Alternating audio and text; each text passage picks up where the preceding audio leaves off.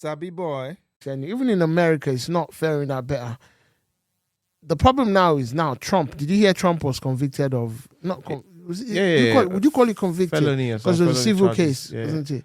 Was it civil? I don't even know. But I know he was ordered to pay a woman like millions or something. Oh, that's something different. A woman that said they said he sexually assaulted her.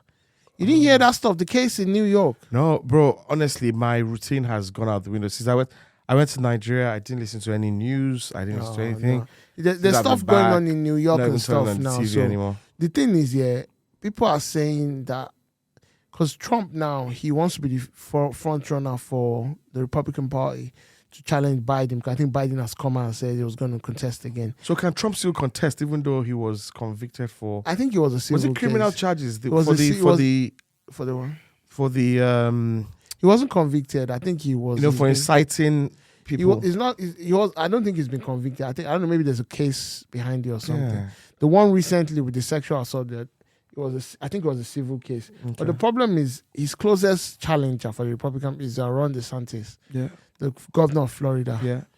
Now, I think Ron DeSantis is trying, or is it Ron DeSantis? I don't know.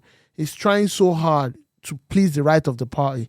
Did you see the rule? Namo, did you? I don't know. Maybe you heard the new regulations he brought in Florida, where it's the guy that's been fighting Disney and all of them. Basically, in Florida, he's like, I know Florida has a big migrant population. Yeah.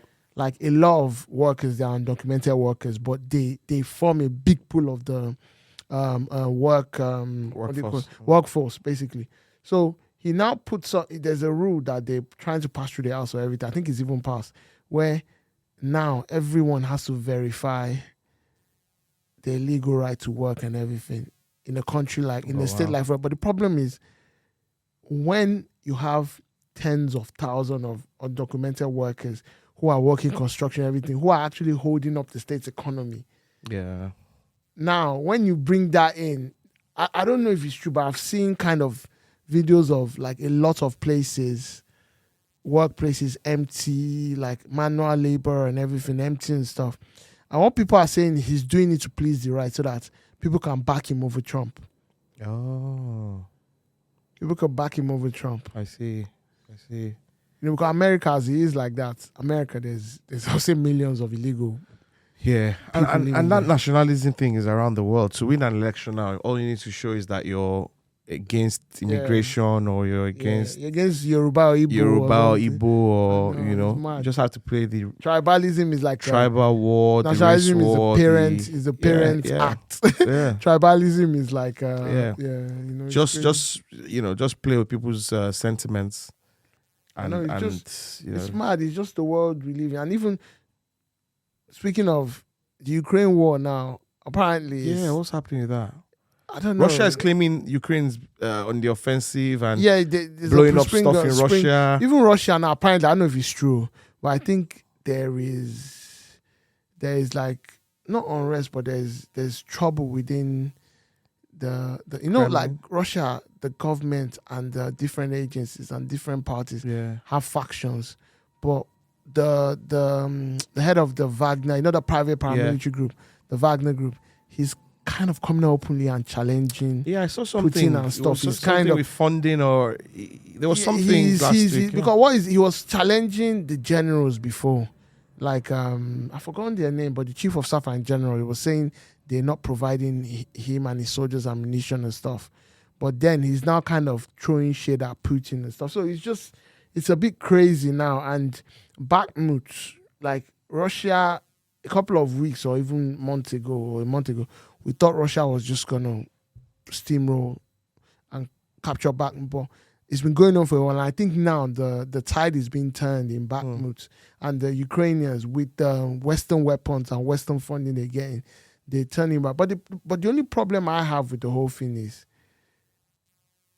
why is peace not being pursued in this? Because this thing now, what's happening is, I'm not saying Russia is doing good or Ukraine, but the problem is, what happens if Russia is backed into a corner and they know they can't win the proxy war? What happens then? Yeah. What happens? Especially an aging Putin as well. Like, what happens? A man that is in his late 60s or 70. I don't know. He'll probably do something drastic. Why don't the West just pursue peace? This I don't know, man. I don't know, and it's not just the West. It's not just Ukraine anymore now. Fam, there's war everywhere. There's war in Sudan, but why? There's no focus on Sudan. There's focus on this thing on Ukraine.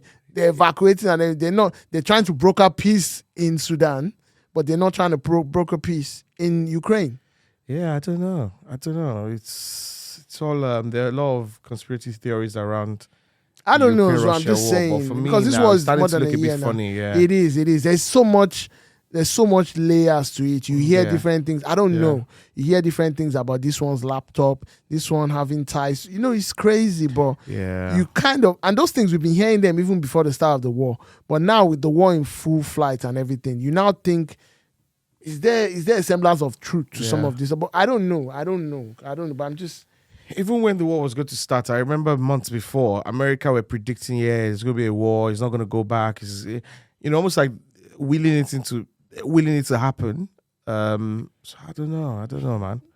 We just need world peace, bro. Yeah, we do. Because the thing, what's going on now is the world generally, like, the world is still recovering from COVID and a lot of things, and seeing governments of Western countries pledge.